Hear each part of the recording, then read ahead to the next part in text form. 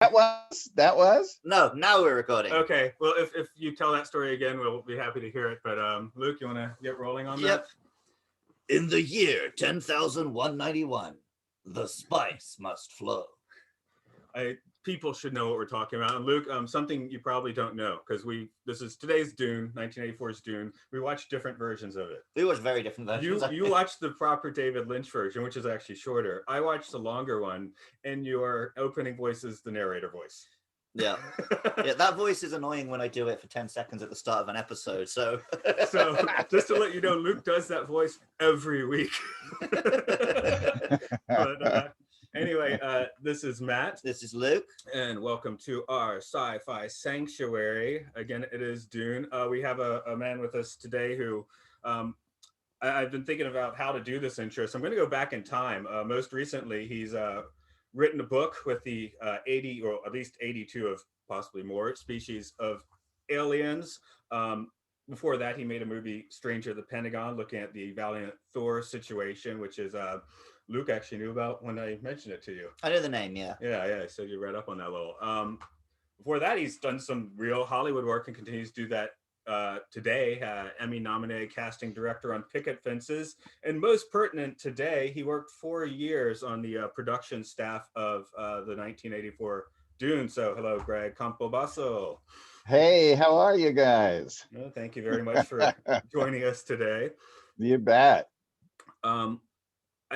I know you are going to have by far the largest story on this, so I guess I'll go with how this movie first came to me. I think I first saw it on HBO at my aunt's house, maybe 1986 or probably 87. So I would have been 7 or 8 years old, and I didn't know there was a book, so I didn't understand it. I was 7 years old, and I was probably holding a Captain Picard doll in my hand, so I was like extra confused with Patrick Stewart there. And I just, of course, with the movie coming out, I've had the books on my iPad for several years now. So I finally got around to reading the book, giving the movie another view. And before we get too deep, I just want to go, there's a few images that have stuck with me my entire life. This is a David Lynch movie, it gets into your subconscious. Yes. The box has stuck with me since I was 7 years old. The floating Harkonnen has stuck with me since I was that age. And Patrick Stewart with long hair. So maybe this was my Santa Claus moment. No, Matt, there's not a real Captain Picard. He's just an actor. He's really Gurney. Yeah. Gurney Halleck. Luke, you have a lot more Dune experience, but not necessarily with this movie. Yeah, so when I was a kid, I guess 8, 9 years old, Dune was the first book that I got super into. When I first read Dune, I was at lunch breaks, I would sit in the corner of the playground and read Dune instead of play with my friends. I loved that book. It was the first book that really got me at the exact right age where I'm up for a big science fiction world, for loving these characters, for loving Paul Atreides and getting super into all the lore and stuff. And it's remained one of my favorite books. I read it every few years. I actually haven't read many of the sequels. I just really like that first book, that hero's journey that Paul goes on, the sort of Middle East illusions. I guess you could say it's a little bit white savior, but at the time, 1965, it was actually pretty progressive. And the sequels are going to dash your dreams a little bit. Yeah, I know. That's why I've never bothered to read them. But then I remember hearing at the time, like, oh, there's a film, I want to see the film. And my parents being like, oh, no, you don't want to watch the film's awful. So actually, despite loving Dune, having read the book, played the video games, watched the miniseries a few years ago, I watched this film for the first time last night. Oh, wow. Yeah. And which version? The David So version? I watched the one that's on Netflix, the 2 hour, 16-minute David Lynch version. Okay, good. Sorry. On my end. I was like, hey, I'm going to see more. That's good, right? So yeah, I guess you gave a brief first impression. Because I'm someone who had read the book, I love this film as an accompaniment to the book. I think it has incredible visuals. I think the music's nice. It captures a lot of the characters. I don't think the film on its own gives the story. Maybe Dune is just not something that can be done in 2 hours. Right, especially in the 70s and 80s. This was one of the unfilmable books. Craig might have a lot more on this, but I know there's the 70s Alando Jodorowsky version, which, there's a whole documentary about that one. And you're like, I want to see that Dune. But if he had made that, then I think we might be like, I wish I could see the David Lynch Dune. So it's, it's a double-edged sword there. Yeah. Well, the entire shooting schedule in Mexico City was about 6 months. So there really was, I think, about 5.5 to 6 hours of actual film. And then they had to condense it. And so what happened is we lost the whole giant chunk of the whole Fremen warriors.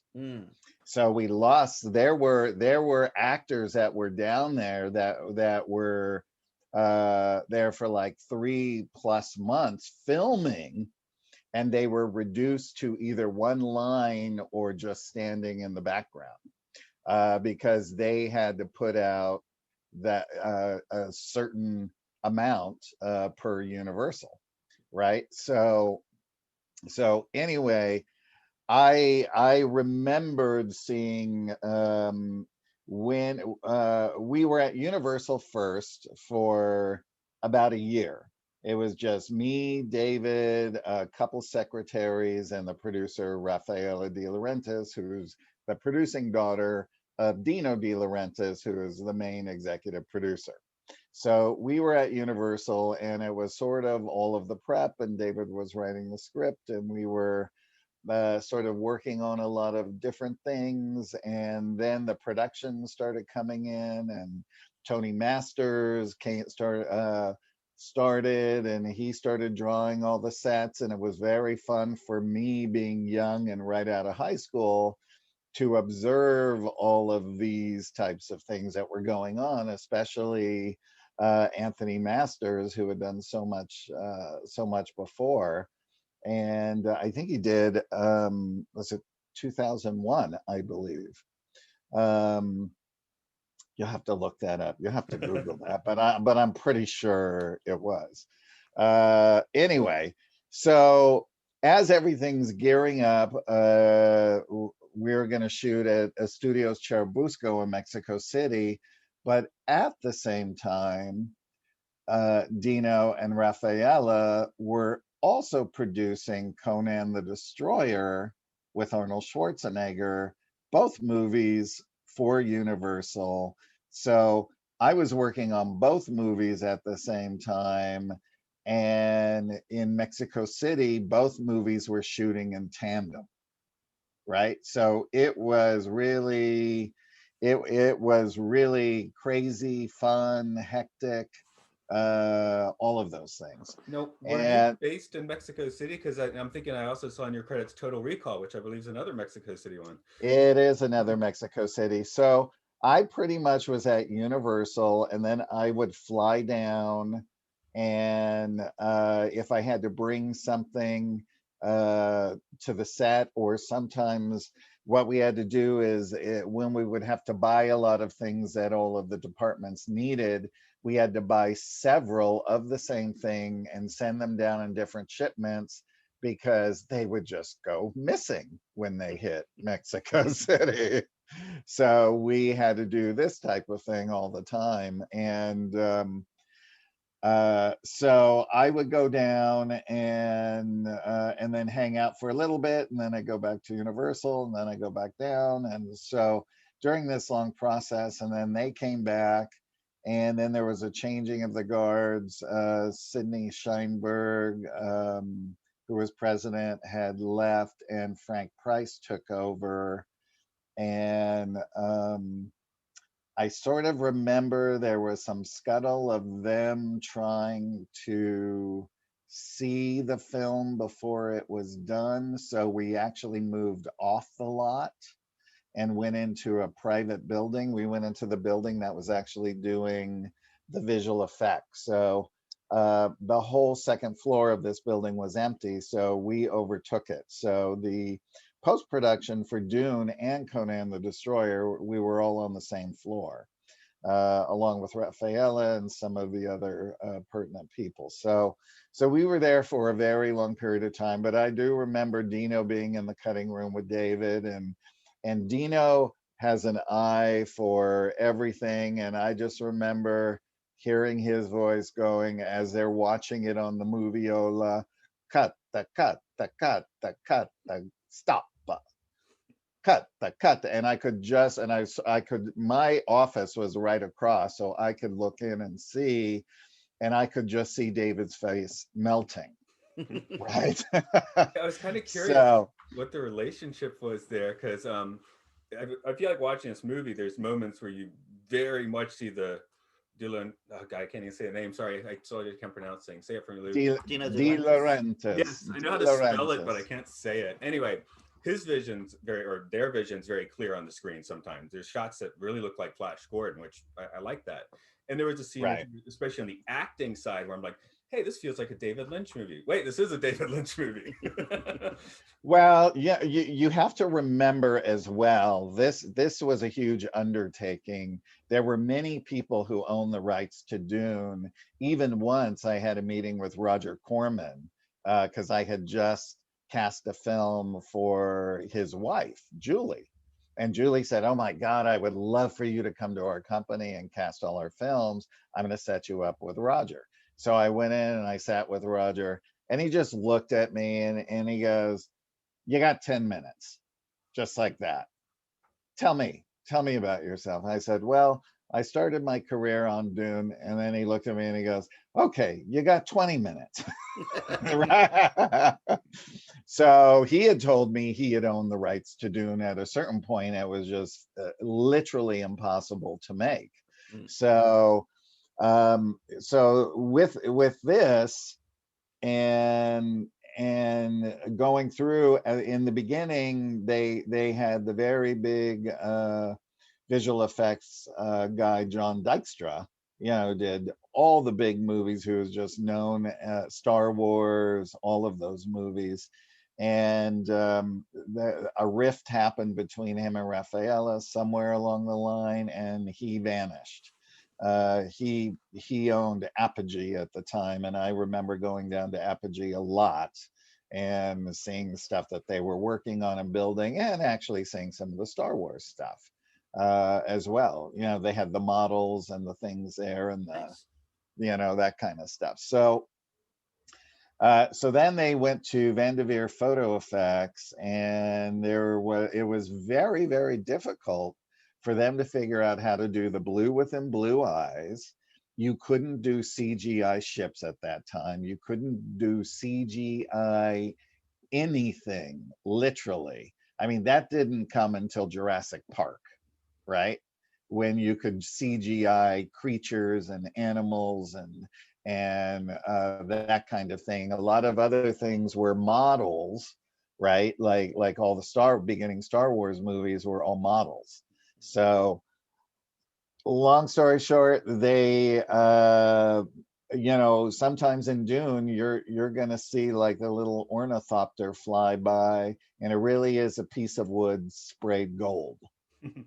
And that's like towards the end of the movie, some of Ron Miller's matte paintings, because they didn't have inserts, they just photographed that and they just moved the camera, and that's sort of what you saw. Um, and so there were things that they couldn't do. It was extremely expensive. That's why they shot down in Mexico City, which also proved problems because, they would lose electricity. They would, because there was so much power going out with both movies shooting down there. So, but the one thing that I will say that was really cool is the cast was great. I mean, it was a killer cast. And when Jane Jenkins was the casting director, she had an associate named Elizabeth Lustig. And Elizabeth traveled around the United States looking in theaters and things of that nature. She found Kyle up in Washington. And so when Kyle flew down, I went and picked him up at the airport.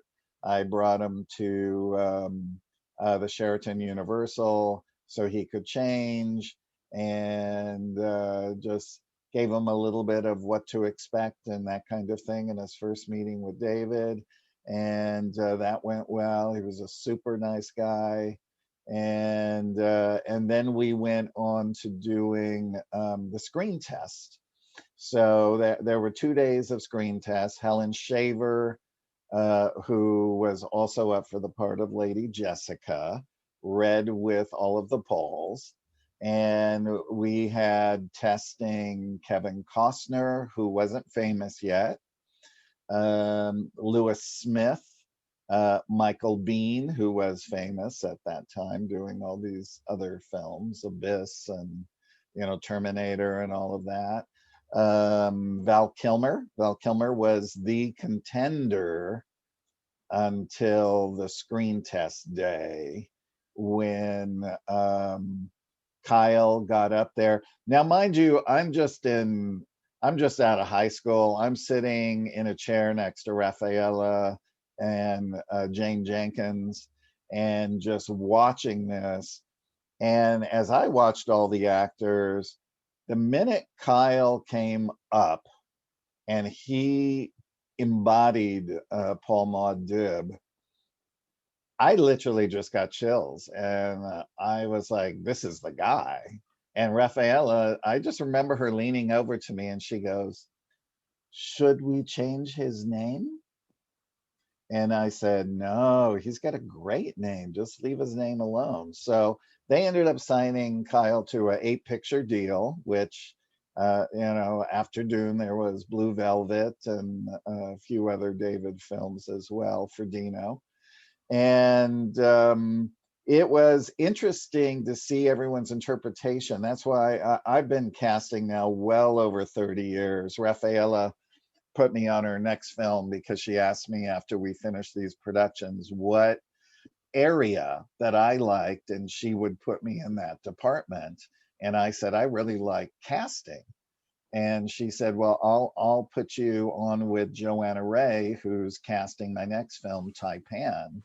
And so I was Joanna's assistant, and we went to San Francisco to start the hunt for the actors. And so Joanna was my casting mentor. And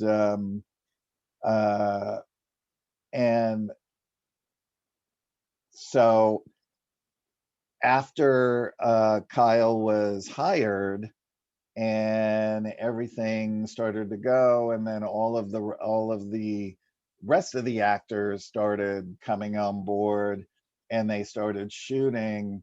I think when I saw Sean Phillips as the Reverend Mother Ramallo, I was literally blown away. I mean, that scene with the box was one of the most standout scenes. I could literally recite almost every line in the movie because the editing suite was across from my office. So I heard the lines every day, all day long in a loop. Back I've had and some then back nightmares and on that forth. scene. I've seen some of my nightmares. There's several David Lynch scenes that have been my nightmares. And I guess Yeah. reading the book, and more into cast, I'll edit your summary in later. Because I forgot to write one. Okay.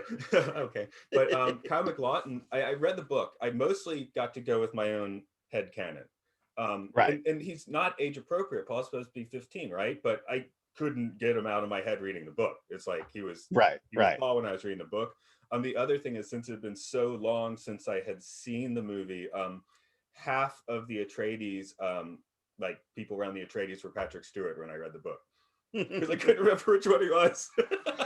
See, when I read the book, Paul Atreides was always Mark Hamill. Okay, and then half of the Harkonnens were Sting, because I couldn't remember which one was Sting. Right. Yeah, Sting. That was Sting. So and my headcanon had a whole lot of Sting and Patrick Stewart when I was reading the book.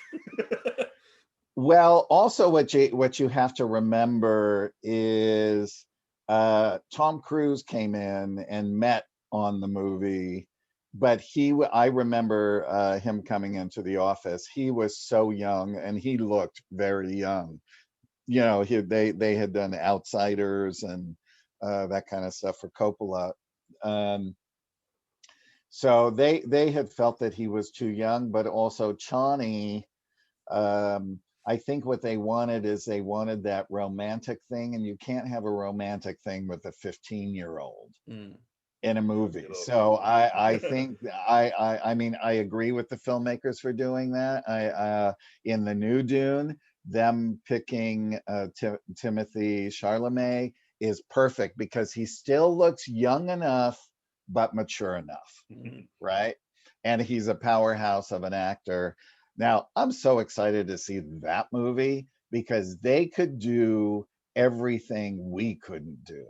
Mm. Well, that's the I interesting thing mean, about this one. yeah, There's so many things where it's like it's kind of this weird, surreal shorthand. Um, yeah, I love experimental films, so for me, that's like pretty cool. Like yeah. I like weird analog clunky effects. I've said on this podcast before, one of my favorite effects is the volcano exploding in London, the time machine, which technically is a horrible effect, but they were doing something they just couldn't do and making a Right. fantastic effort at it. Yeah.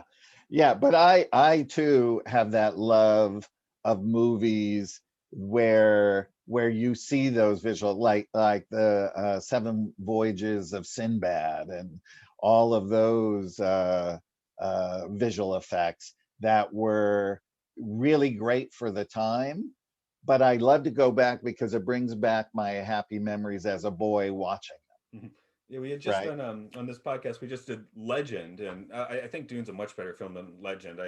Yeah, but the effects aesthetic kind of felt the same, like how they Right, went right. about it. So I guess Yeah. major director of that time, pretty big budget. So Yeah. Yeah, I mean, there were so many fun things that happened also during Dune, and um, I remember one story, Bob Ringwood, who did the costumes for Excalibur, which is still, I think, when I read online, uh, most people's favorite wedding dress that came out of that movie that everyone really loved and adored. He's British, and when we had the royal premiere, I flew to London and I stayed with Bob, and most of the cast was there. Prince Andrew. This is now in 1984 in December. Prince Andrew sat right in front of us. Grace Jones came because she lived there. And so we had the premiere there. And then we uh, went to Blondie's afterwards, and that's where the after party is. And so it was sort of like the last goodbye to a lot of our British actors that we just loved and adored, especially Sean Phillips. I mean, she was just amazing. She was married to Peter O'Toole, and then I started watching some of her other stuff after that, like an I Claudius and um, that wonderful movie that Scorsese made with Michelle Pfeiffer. It was all about etiquette and the dinner table. I like the innocent, or yeah, yeah. I want to say the innocence, but it's not that. It's like a one word type of thing. all I can think of is Merchant Ivory films. Yeah, yeah. Well, it kind of felt it had that feel. Where everything was described down to the spoons and all of that kind of thing. So but there was like some really cool stuff like uh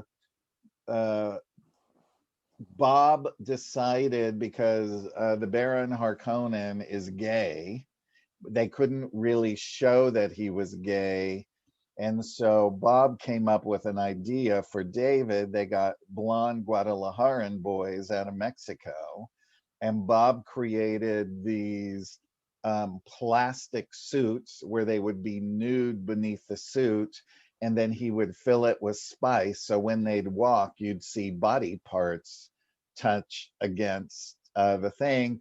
And then this would sort of be the Baron's harem without saying it was the Baron's harem, but it was just a little too racy for the times. And I remember they were all in their all the Guadalajaran boys were in these outfits waiting for David to see him, and Sting was walking down the hallway, and he went, "Oh my God, what do you got there, Bob?" And he said, "Oh, he said, you didn't get these in your contract." It's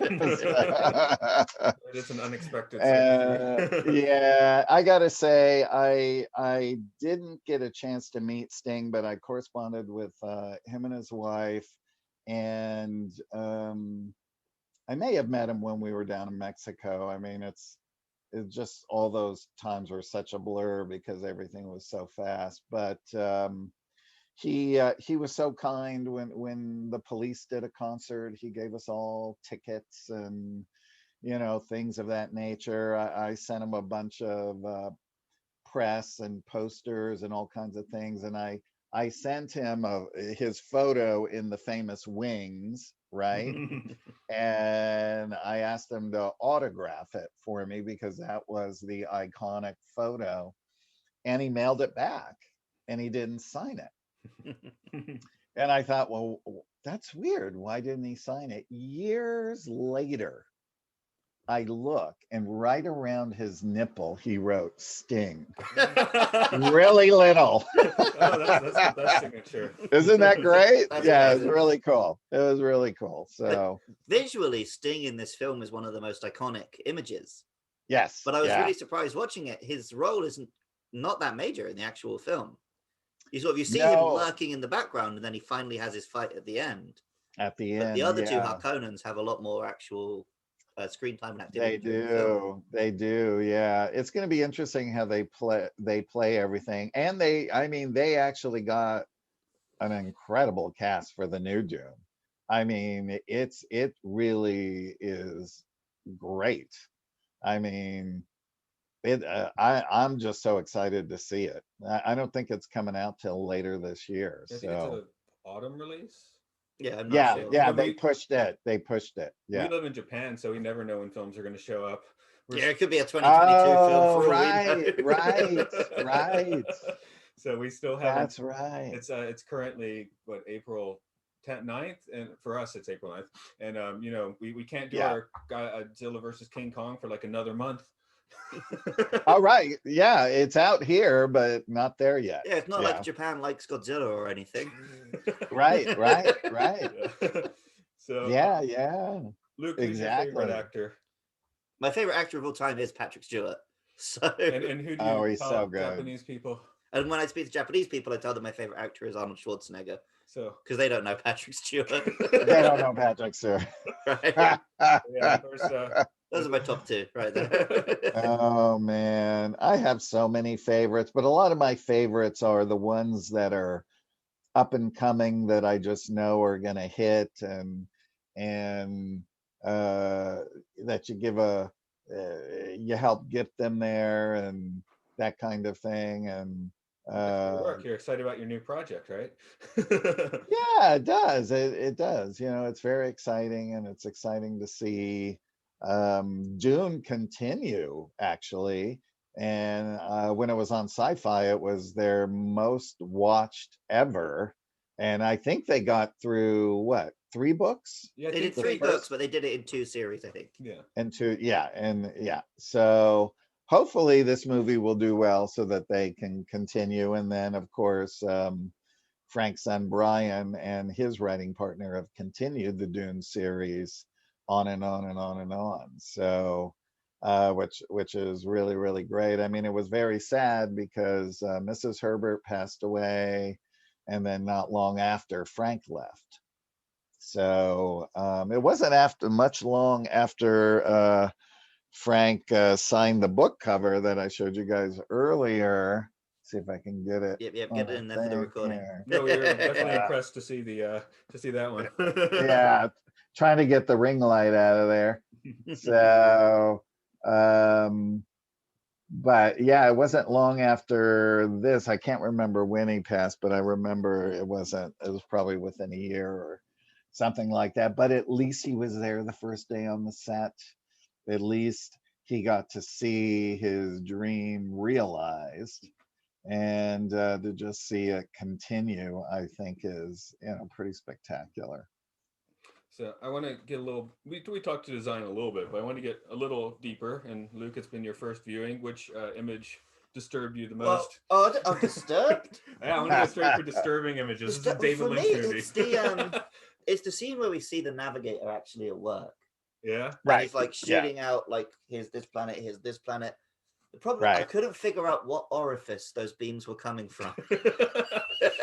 Okay. I was like, oh, is one coming from one end and one the other? Because that was a real close up on a puckering little orifice. Yeah. Well, it's pure David Lynch shock value. That's why we love it. I mean, the little crazy thing in Eraserhead and all of that. It's just in there. I mean, he wanted me to see Eraserhead for the longest time, and it was only playing at the New Art Theater here, and that was at midnight, and I never had a chance to go see it. And then finally, after like a few years, I went to see it on a Friday or Saturday night, and then maybe the following weekend, I was at David's house, and I told him I saw it, and then his wife sort of pulled me aside, and she said, "What did you really think?" That sounds like my and wife. I said, and mind you, my little filmmaking brain hasn't even formulated or anything at that point. I was quite naive about the whole film business, but I look back on it now and just saying, wow, to be around all these mentors, because I really did pay attention and watch. But I said, I feel like he dreams like weird stuff and he puts it in movies. And she goes, I think that too. So, because we've just come to know it in a lot of David's things. I mean, the one movie that was pretty straightforward was The Straight Story, but it still had that little strange vibe to it, which I loved, which I absolutely loved. So even though the critics poo-pooed Dune, and a lot of that had to do with the changing of the guard at Universal because they wouldn't show him the film, he was not a fan of Dino's, I heard. And so there wasn't the support for the movie release, and there was a whole contention that no one was going to understand it. So they had to come up with a way in the beginning of the film to explain it. And that's where we see Princess Irulan was an afterthought to put that in there to bring people into what is spice, what is this, what is that, and that type of thing. So, but we had a lot of iconic people in there as well. Silvana Mangano, one of the most famous Italian actresses, played the old Reverend Mother, who was Dino's wife and Raffaella's mother. And so she was as famous as Sophia Loren in Italy. So yeah, like my dad was crazy when I told him I got to meet Silvana Mangano many times. So Was she in Flash Gordon also had a major Italian actress. I know it wasn't. Okay. Yeah, Okay. it was. I guess that's just It a thing they wasn't. do. So yeah, that was Ornella Muti. Okay. Yeah. So It's a but production trope. yeah. Well, a lot of times they would shoot overseas, so you get local wonderful actors as well that can do the part. So one thing about design is usually you read a book and you get kind of like more wild and hardcore visions in your head, whereas with this one I feel like some of them they're a little more wild and hardcore with the movie. For example, the voice. When I read the book, I thought it would be like kind of an NPR thing where I just talk to you with interesting inflections and it takes on some thing. And then they talk about how creepy Alia is. I'm like, well, it's kind of creepy. It's a little girl that talks like a grown sage, right? But I was like, right. Wow, that the voice and her are creepy in this. Yeah. It's going to be interesting what they do with that in the new movie as well. So because I love the voice when Jessica did the voice and when Alia did the voice, and little Alia is Alicia Witt, who went on to star in the TV series Sybil with Sybil Shepherd. And she's been in lots of movies. And I remember her well because her mother had the longest hair in the world. It like literally would scrape on the floor. Wow. Okay. So Impressive. yeah. So But no, so my big love is monster movies. So what I was really excited to see was the worms, and I think yes, more than any, I think those effects hold up really well. yeah, I really felt when I was watching it like the worms are big. yes, It never felt like here's a small model eating a miniature. The way they're shot, the way they move, the way the sand moves around them, and like there's yes. also the shots where they're climbing the worm, where I guess there's just huge actual models. It really felt like the titans that they should have felt like. Right, That's the right. iconic image for me of Dune, and I think the film actually nailed those. Definitely nailed those. Yeah, I've done now 3 worm movies. I did Dune, Tremors 3, and then I have a film that just finished shooting earlier this year called It Crawls Beneath with really creepy worms. So Okay, I'm like, okay, I think I've done 3 worm movies now. you're the worm guy now. The Now, worm guy. but those are smaller worms, yes? They're different sizes. Yeah, Okay, I would just they're different sizes. Luke is Yeah. cool with large spider monsters, but not small spiders. I was going to ask you how you are with worms. Oh, worms don't bother me. Okay. It's literally just spiders. I'm fine with all other bugs. Right, right. But now, like Uh, anytime, like so many other sci-fis and fantasies have basically ripped off the worms. Even Star Wars, right, has the Sarlacc. Yeah, I was saying here, like I in general, I'm glad David Lynch did this and not Return of the Jedi. In great part because I think that he got. You can tell me if I'm wrong with this, but I believe doing this enabled him to do Blue Velvet, which yes. I love Blue Velvet. So Yeah. but I was like, man, David Lynch's Sarlacc. I mean, I guess it's the effects guy, not David Lynch, but Right. still, I was like, man, that cool, way cooler than Sarlacc. Yeah. Well, and I think David wanted to do his own projects. He wrote Blue Velvet, and I sort of worked on it a tiny bit with David. I would go shopping with him, picking out different stuff for the movie, and then it would go into storage until the movie was shot, and then the movie got postponed for quite some time. But then when it got back up, and he got to go and shoot that, and so he primarily really likes focusing on his own things that he writes. It's very auteur. And yeah. I got to ask one fanboy question because for Blue Velvet, did you happen to be on set for any of the totally insane Frank Booth moments?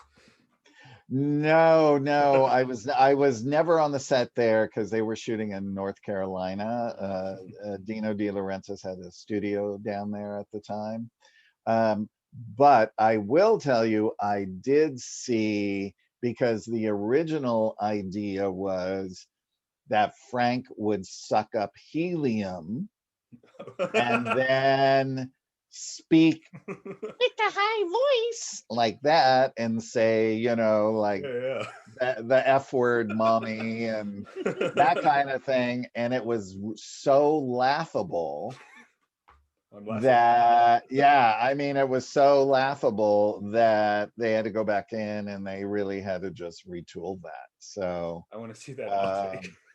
yeah, I have to say, when I first saw it, I saw it in a screening room with David and a few other people, and I was really disturbed by that movie. That was the first time a movie actually disturbed me, and it lasted for days, and I refused to see the movie again, ever again.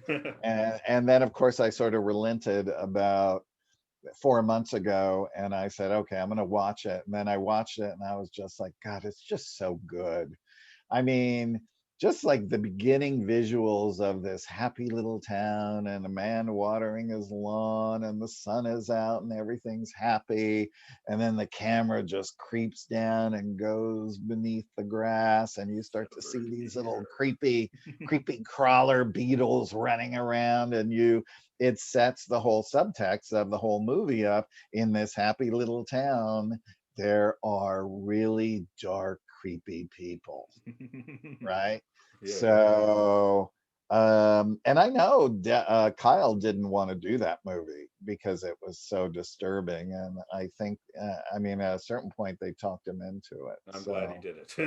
That's one of my favorite. yeah, no, it's great. It's great. It's great. And you have to remember, we were all a lot younger then, and Kyle was younger, and there are certain things that, you're like, oh God, could I do this? I mean, yeah, as an actor, I know a lot of actors say, I don't know if I can do this. I really don't know if I can do this. So, because there was, such those really intense scenes between him and Isabella Rossellini. So We're talking about this now, and we recently did an episode. We talked about Showgirls, and the impression I'm getting is that Kyle's like just this really nice, lovable guy, and it's this long-running practical joke of like, what are the most horrible situations we can put him into? I know. And not only is he a great guy, he's hysterically funny. He is so funny. I mean, it's amazing. I saw him last year, and he just said, God, I remember when you came and picked me up at the airport, and how it all began for me from that point on. And I said, yeah, I said, it's just been an amazing journey. And, and I'm sure along the way, he sort of found out about all of the backstories and the other people that were up for the part. I mean, he definitely saw Val Kilmer that day, because Val screen tested on that day, and a few other guys, and then the other guys screen tested the day after. But they were full-blown screen tests with the big camera and the whole thing. So so it was kind of interesting. But yeah, there was a lot of stuff. Rafaela took me and Val Kilmer before Kyle came into the picture. She just said, I'm gonna take you to a place, and we're like, well, where are you taking us? And she, oh, you'll see. And we go up in the mountains somewhere, and it's like, I don't know if it's like Topanga Canyon or something like that. We go to this guy. He looks like a little nutty professor. He's got this giant laboratory that's dilapidated, and he makes me and Val and Rafaela lay on this table, and then he just comes over and he props our eyes open, and he pours goo into it without even saying a word, like what he was going to do, right? And it was so disturbing, but what he was doing was measuring our eyes, because he was going to make the blue lenses, and then we would wear the blue lenses. But in the end, they had to forget that idea, because you couldn't keep a whole lens in your eye, because the eye couldn't breathe, right? Okay. Yeah. So they sort of had to just go in and sort of put them in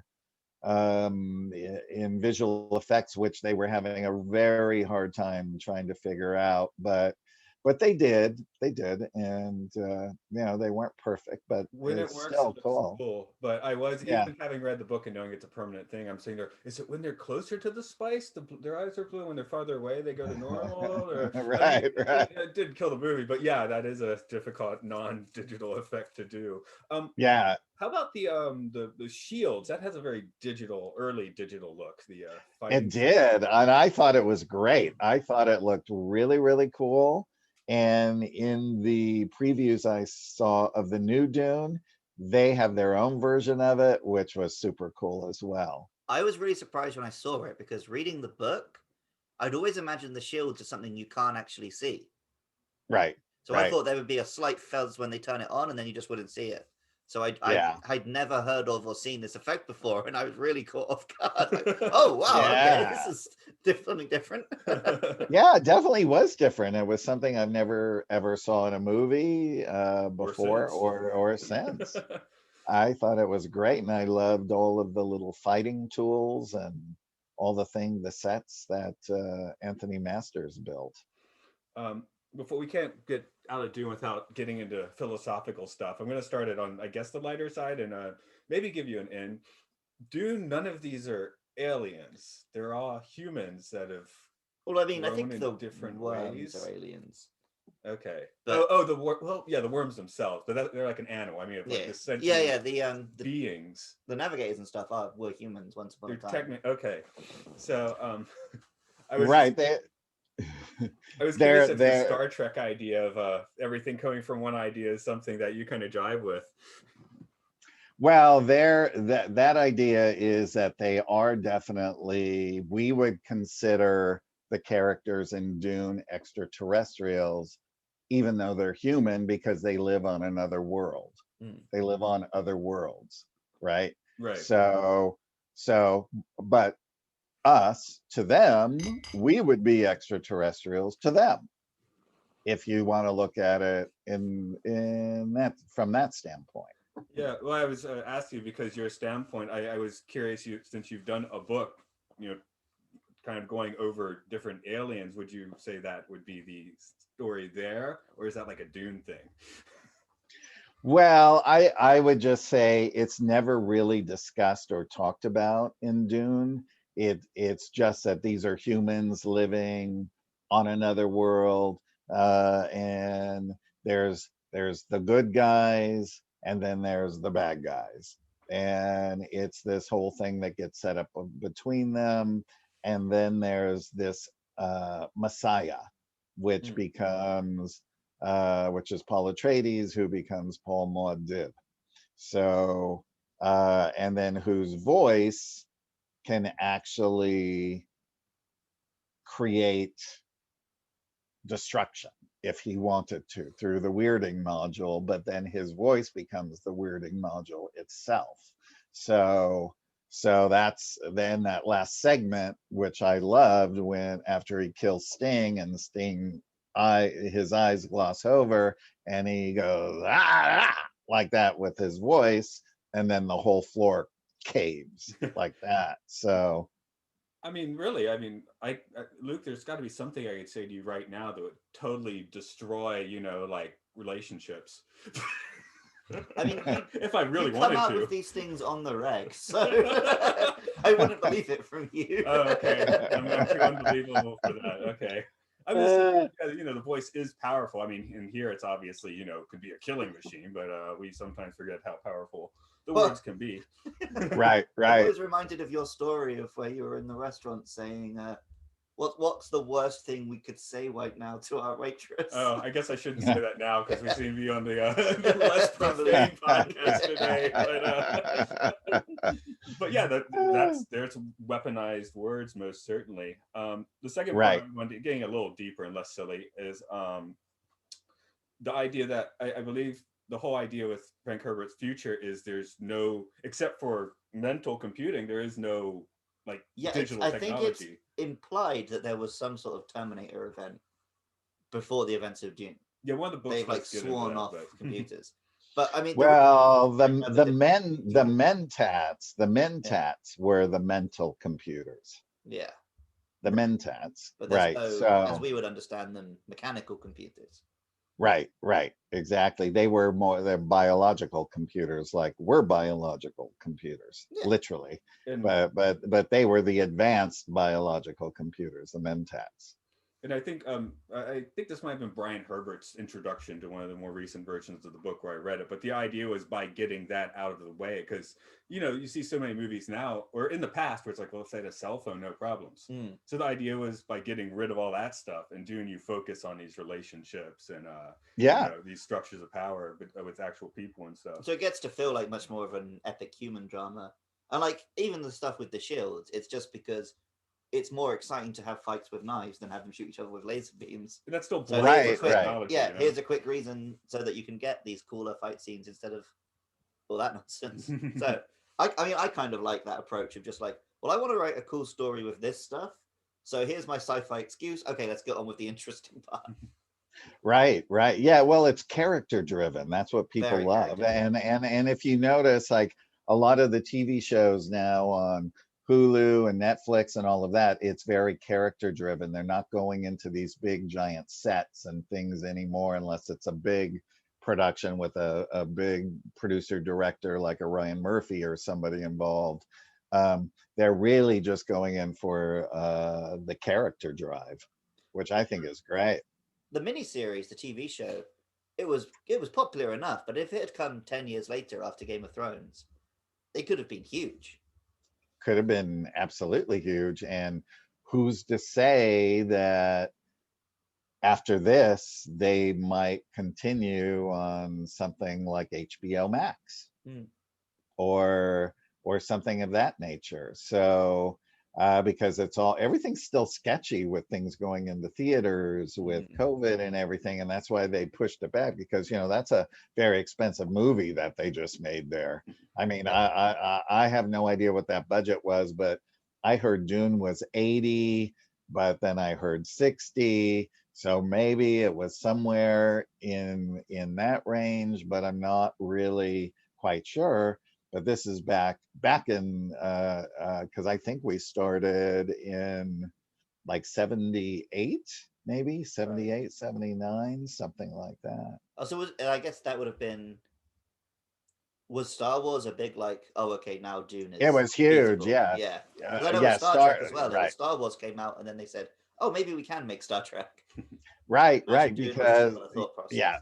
yeah, because they hadn't started the Star Trek movies yet, but Star Wars already came out in 77 and was a huge, of course, as we know, a huge smash. And it's interesting to go through all the things that happened on that movie where everyone thought it was going to be a big giant bomb. So, I mean, one never knows. But now the cool thing is like a lot of movies that didn't do so well in the theaters, they become cult classics. Everybody now loves Dune, right? And by the way, the difference in the versions that are out there, David Lynch's version, which was the 2 hour 16-minute 16, version, yeah. they had called David after a certain point, Universal, and asked him if he would love to do a director's cut because they wanted to do a re-release, and he said absolutely. And he said, I'm just finishing up a movie. Will you wait for me? And they said no. Ouch. Wow. Right. And so he said, then take my name off the film. So at the Directors Guild, when a director wants their name off the film, it says directed by Alan Smithy. That's the one you watched, right? An Alan Smithy cut. No, I was because I know there's a few years back that was actually just called directed by Alan Smithy, but right. And I did notice. I mean, the couple things I actually didn't like were the additions. 80s sci-fi seemed to have a weird run of horrible narration. Blade Runner getting it, Brazil getting it, and this one getting it in the 3-hour cut. So where reading the book, I was like, how are they going to do this? So I guess in that one they did the narration. I'm actually going to have to go watch the shorter, proper one. You assume, oh, I should watch the longer one. Right. And the thing is whatever you watch, if you get the DVDs, or I'm not sure if they're online, it's fun to watch all the behind the scenes, especially when they did the re-release of Dune on I think it was Blu-ray, where they actually interviewed Rafaela, Bob Ringwood. I don't know if David did an actual interview. It may have been from back there because it's been a sore point with him, Dune. So he doesn't talk about it, nor does he like to talk about it. The concept art intro, which is kind of off-putting as well, because after the concept art, it goes to this like amazing set in that cut, and you're like, whoa. I just, I have to say, I loved it, and I so much more appreciate it now. I loved it back then. when I tried to read the book, I couldn't understand it in my young brain. I mean, I'm so you were 9 years old and you read it and you got it. I was like, I had to make you it know, 41. yeah, and but now I just have this great appreciation for it because I get it and I totally understand it, and I've read the book and just go, God, it was just so written so beautifully. And I do hope that there will be a day that David will be able to look at it objectively without all of the critics in his head and say, wow, this really was this was a great experience because I really like it. I mean, so many people I know love the movie. It's just it's different. It's classic Lynch. Yeah, I mean, looking at this one, like you could watch like a new Marvel movie where everything's done impeccably, but I just, this one shoots way higher than that movie.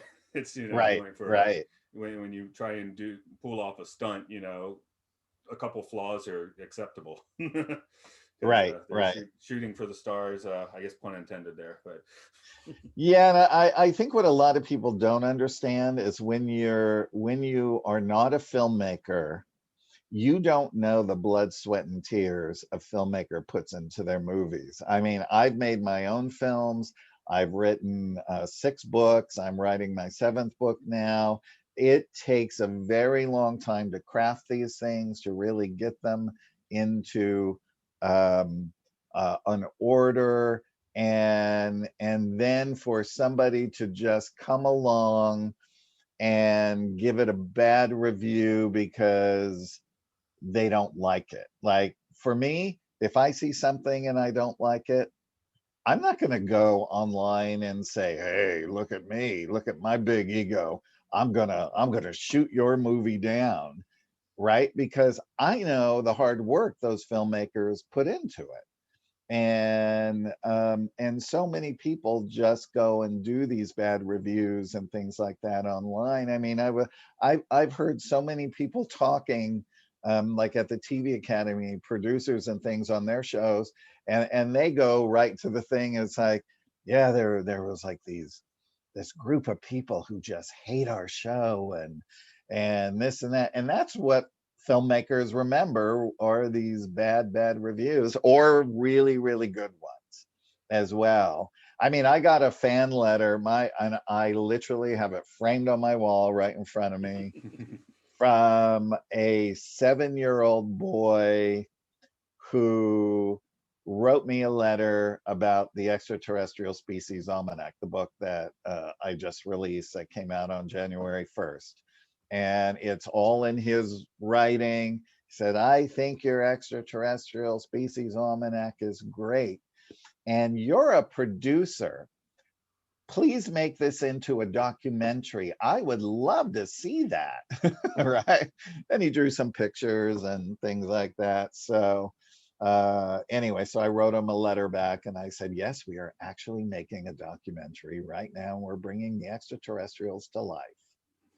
So, so those are like wonderful moments. But again, it's hard for filmmakers when like critics jump on a bandwagon and shoot their picture down when they really didn't have to, because I think Dune was good. And listen, they had with what they had to work with and visual effects and with certain things, and you have to take those things into consideration. yeah, it's the creativity, the mind power that goes into that we appreciate. Yeah, We have yes.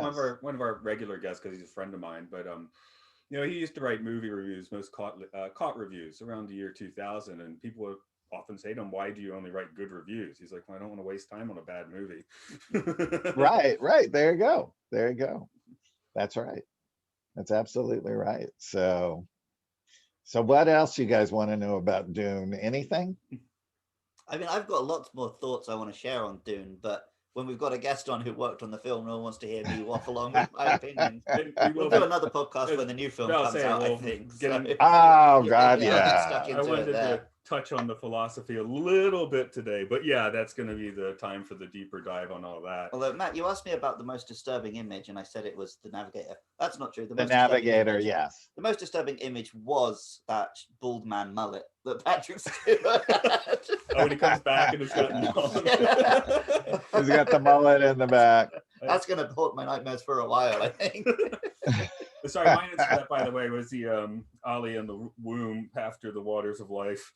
Okay, yeah. Oh, right. Never Yeah. gave my answer on that one. And, Yeah. Well, the one, okay, this isn't so much a production question, but the one that I was trying to go down my philosophical rabbit hole, and there's one that I just want to throw out because it's seeing past, present, and future all at once is one of the trippiest ideas out there. That's when David Lynch brings on his full, like, sort of avant-garde film thing, because you can't show that.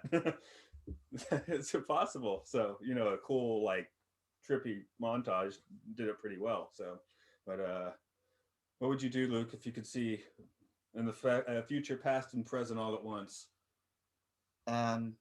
Paul keeps trying to avoid his fate and ends up in it anyway. Well, I know the sequels get super Right. stuff, as I remember, to the point that doesn't he like blind himself because he feels like he has no free will when he can see the future. I was about to give a dirty answer actually, but I'm not going to do that. Yeah. You can't imagine what you'd do because our brains are so built to exist as just linear, three-dimensional creatures, right? It is. Well, really, in a sense, Paul becomes a fully conscious being where he is able to see everything. But then these futures are possible futures, and there could be one that is the most probable, but still the path could be altered by changing one or two things. And can Paul change that? Can he do that? I don't know. I didn't read the sequels to the books, but I'm sure that he explored those kind of ideas. Yeah, because as I recall, the problem in the sequels that he encounters is that he begins to feel that he is the one person who doesn't have any free will because he just sees this future and acts it out. Right. So I think, yes. you know, what makes life interesting is that I don't know what's going to happen next. So right. To lose that. Absolutely. Yeah, because if you know what the end game is, then your daily life is not going to be fulfilling with you keep trying to go towards a goal. Yeah. You know, it's the journey along the way is what matters. Right. And I think that would be lost if you knew exactly where you're going to end up. At the same time, I feel like we all have we have a glimmer of the future, which you could call intuition, I suppose. So it's kind of fun not to know the future and know when to hear that voice. I mean, I think, well, come on, we're in such an interesting situation. You've heard it.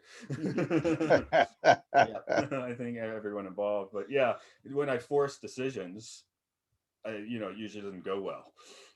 So yes, and that's right. Because Paul is he's getting way more intuition, so it's like there's several paths, and now he kind of has to choose one and force his way down that path. He can't really just sit still, which maybe is what drives that's nuttier than a fruitcake.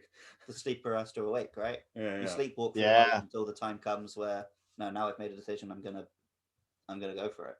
I think we can without, and I'm not trying to go like woke culture, but say awake without necessarily. Maybe being groggy is best. Exactly that. And of course that saying has stuck with me my whole life, the sleeper must awaken, because it's basically being, you're either asleep or you're awake in your consciousness, or you're in the middle rising out of this duality down here and going towards becoming fully conscious. In the real world of fully conscious beings, you still have the free will, you still have all of your emotions, you have all of that, but now that what drives you instead of the ego is the heart, right? So in that sense, that they actually work out and work through their problems in a well thought out manner, where us in duality, if our anger gets all busted up, we tend to raise our voices, go into direct anger, and all those kind of things. So what's really great is that all of these tools are great. All of the emotions are great tools that help us rise up and out of duality, and moving towards becoming better humans as we become more fully conscious and aware and awaken. Sometimes Sleeper must awaken. you recognize the tool and you still kind of want to pick up the tool, but you shouldn't pick up the emotional tool. Yes, exactly. And therein is how you evolve. What choice am I going to make? Am I going to make the karmic choice or the dharmic choice? Right? Because I know if I know better, but I'm so angry, I want to act out, instead of giving myself some days to cool off and maybe meditate, do something to see how I should really handle the situation, because you don't have to handle it that moment. Or and then and then if you do act it out, then you go back on the karmic wheel, and you're constantly spinning and spinning and spinning, and that type of thing. Or if you go the other way, you go into the dharmic, and then you rise up, and your consciousness starts to rise, and that's when people start having spiritual awakenings. Luke, So when's the last time you really got pissed at somebody?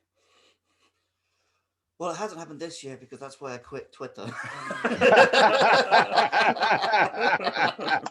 It would have been back when I was still on social media and I just see someone chatting, someone I've never met and I'm never going to meet, and it doesn't matter, but they're saying something wrong and I can't let it go.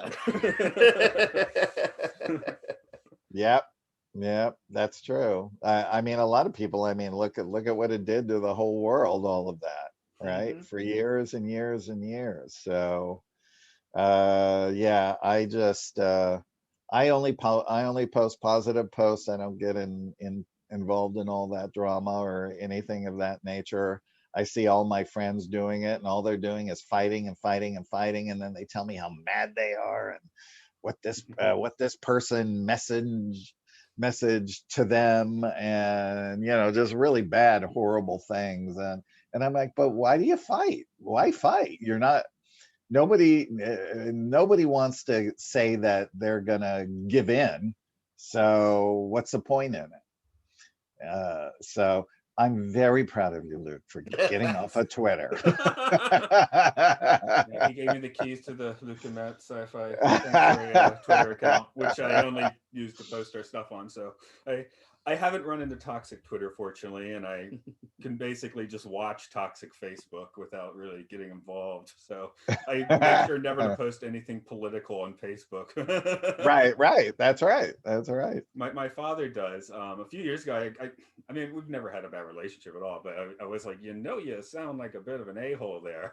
And, fortunately now, his posts have gotten so weird and oblique and mention news commentators, and I have no idea what he's talking about now, so it's nicer. You probably knew. Yeah. You saw. Right. Yeah. Right. Oh, yeah. Matt's dad had to be on Facebook. I saw like one post and I was like, I was going to quietly mute you. Right. I know. I love that they give you all those options. You can mute them. You can unfollow them, but stay friends. Yeah. So you don't have to see their post, and they don't know that. Yeah. Little things of Matt's that dad can still send me a nice message if I post a picture of a tree, but I don't have to read what he thinks about Joe Biden. Right.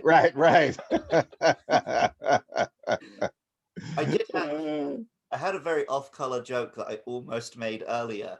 You were talking about the British Premier and how you were sat behind Prince Andrew. And Yes. I really wanted to say, oh, well, he wouldn't have minded if you had a romance with 15-year-olds. Well, this was well before all of his publicized stuff, but he was back then. I do remember when I was in London, seeing on the tabloids Randy Andy, So Oh, I remember that. yeah. I didn't get a chance to meet him. I saw him, of course, because he was sitting right in front of me. But Bob Ringwood met him along with the Queen when they had that little sort of uh, when they do the little meet and greet, that type of thing. So, but yeah, it's The film's a amazing. little bit anti-monarchy, so I wonder what the Queen thought. She probably didn't never even watched it. Probably not. Yeah. I'm sure. I don't I'm think the Queen sure. sit down and watches Right. 2-hour tricky Movies. sci-fi movies. Yeah. I don't know. Wouldn't that be interesting? I mean, I wonder what she would watch. Would she watch the BBC or would she watch, I mean, I love watching British television. Yeah, I know So, there's a few presidents, American presidents, where they had like often screened like I wish I could think of a specific example, but just like totally off the wall choices of what the president is screening in the White House regularly. right, right, You never right. know what people are really going to be into. Again, I was going to say when we were talking about Prince Andrew, and I can't make any judgment. I've never met him, right?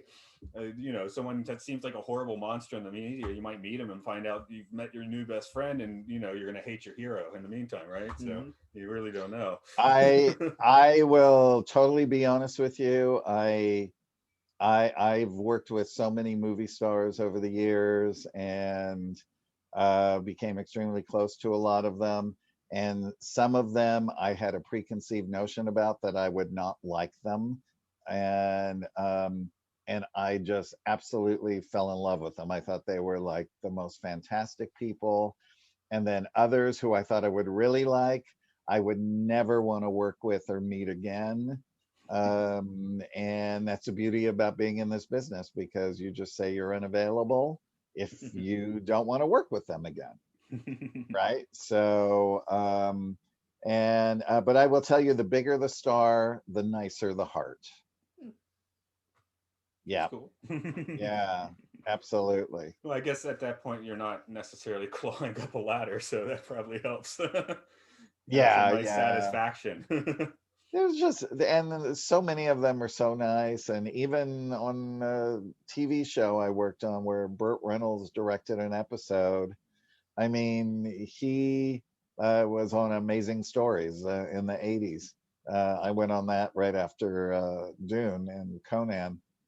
And he bought us all jackets with the Amazing Story logo on the back for the entire cast and crew. Nice. I mean, that was super nice of him. I'd want that. When was the Yeah, yeah. last time you felt starstruck? It only happened a couple of times. Once when we were on Amazing Stories, the executive producer or main producer, he came in and he goes, Burt Reynolds is coming next week. Get ready, Burt Reynolds. And I'm like, oh yeah, I've always enjoyed Burt Reynolds. He's directing and blah blah blah. And when he came in the office, I had never knew what charisma was. He had it all wrapped around him. It was, and I really did get starstruck. And he was the kindest man. I actually have his photograph up Oh here yeah, nice. that he signed for me. He just brought it in one day and said, here, I want to give this to you. And I thought that that was so nice because he was a giant star at the time. And he even brought me one of Lonnie because they were together and Lonnie was starring in the episode along with Dom DeLuise. It's the first time I worked with Dom. I worked with him many, many times. He was one. Brooke Shields was another because of her charisma around her. And the third was a fluke.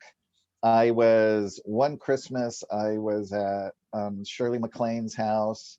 I was good friends with her daughter, and she's just a sweet lady. I mean, it's like she just treats everybody like a best friend, right? So all of a sudden, I heard the front door open. I heard voices. And then Shirley said, "Oh, Craig, I was sitting on the floor with my back to where the door was." And she said, "Oh, I want you to meet my brother Warren." And I turned around and looked up.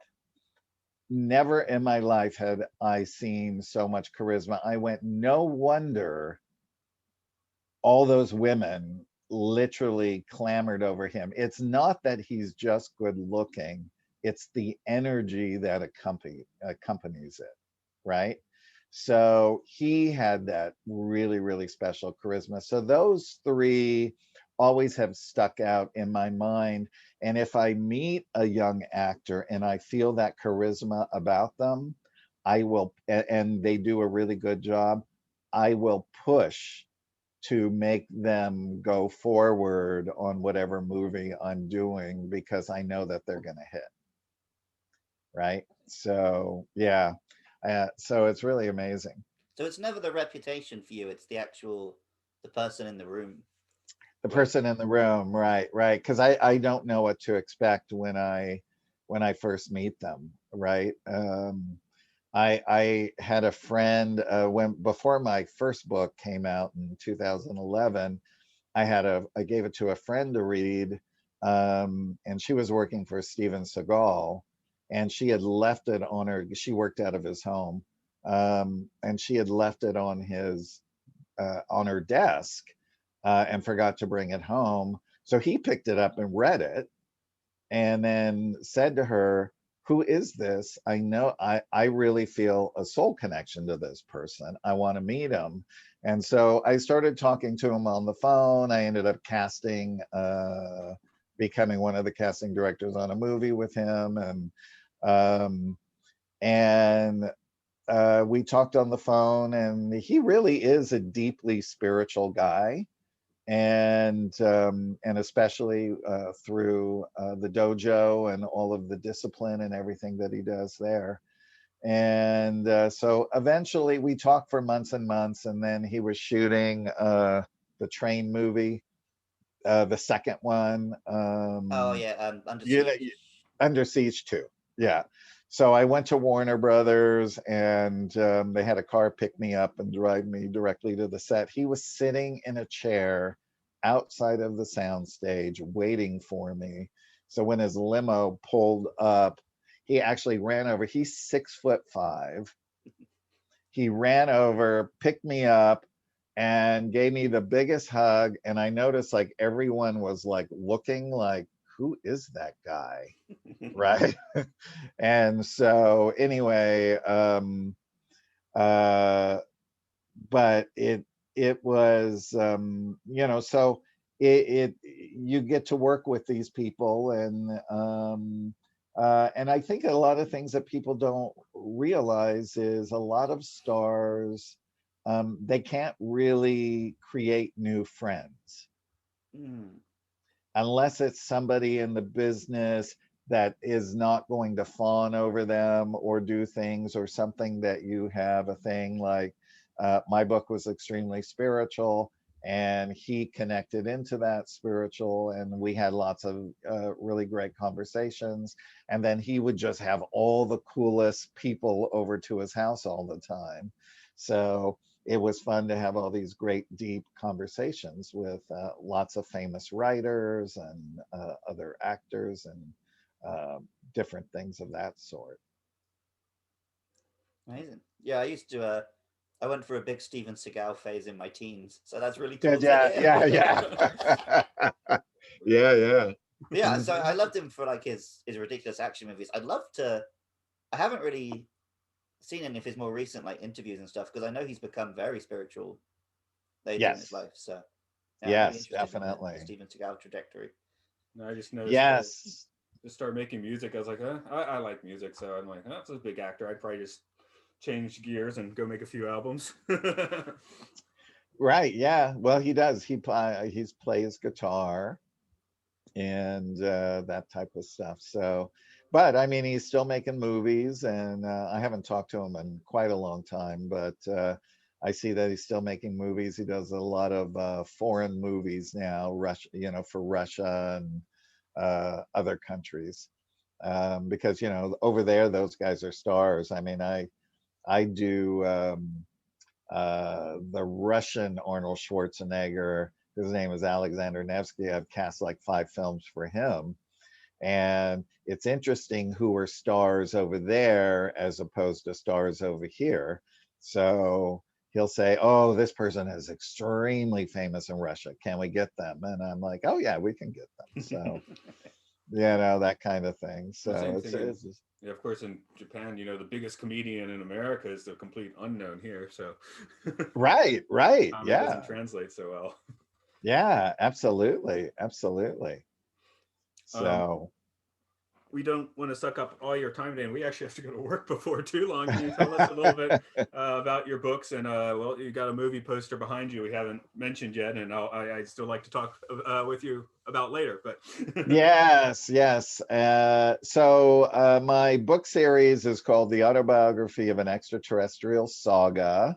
It's a 4-part book series, and it takes place out in the universe with fully conscious beings, how that universe is set up, and how they take world by world and bring it into coming out of a dualistic world and raising it up into a fully conscious society so it can rejoin with universal society. So those books are about that, which is the main focus is Earth and raising consciousness here, so that Earth will then therefore join with the universal society. So the website, people want to get the books there, is autobiography of anet.com. All 4 books are on the front page.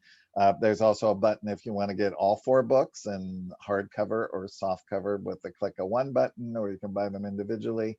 I personalize and sign them for everyone. And then the Extraterrestrial Species Almanac, you can also get on the same website, autobiography of anet.com. And then in the bar at the top, it says other books.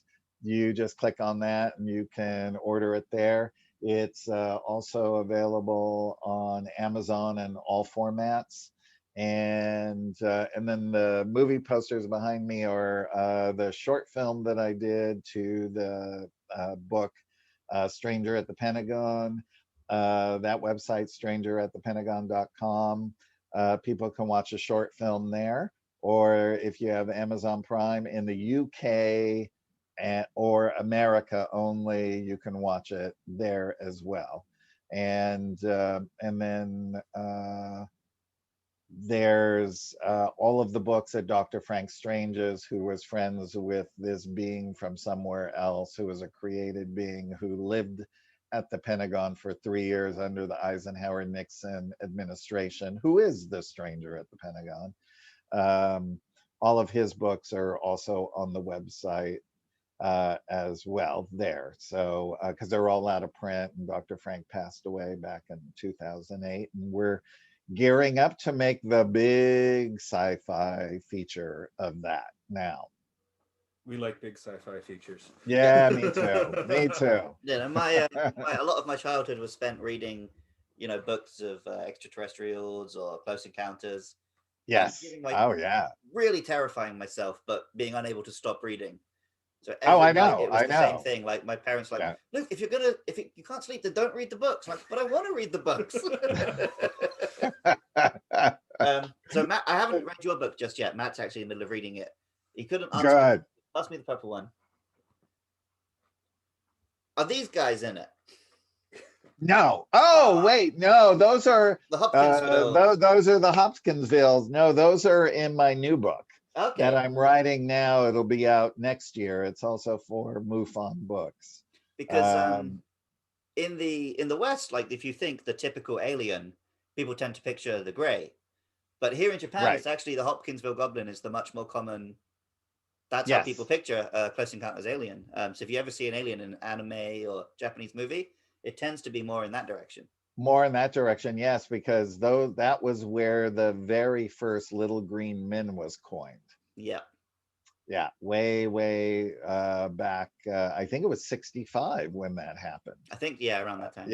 Yeah, and in that town, they started in 1999 the Hopkinsville parade and all kinds of stuff. And they do all things extraterrestrial, and they have it in that town once a year, I think, for 3 or 4 days, where this whole big thing goes on. With booths and all things alien, and people dress up as aliens and all kinds of stuff. I gotta go there. Yeah, for sure. Well, this was fun, guys. Thank you for having me on. No, thank Oh, you. yeah, thanks for joining us.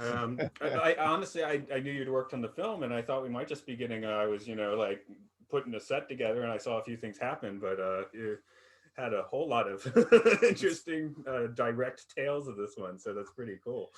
Yeah, well, I was there from the very beginning all the way to the very end, so it was a long haul, and it was great, and it flew by. And I mean, it was they were really informative years for me. So I mean, especially looking back now, because back then I didn't know who anybody was. I was so young and naive. So now I kind of look back, and because I just go, oh, that's David.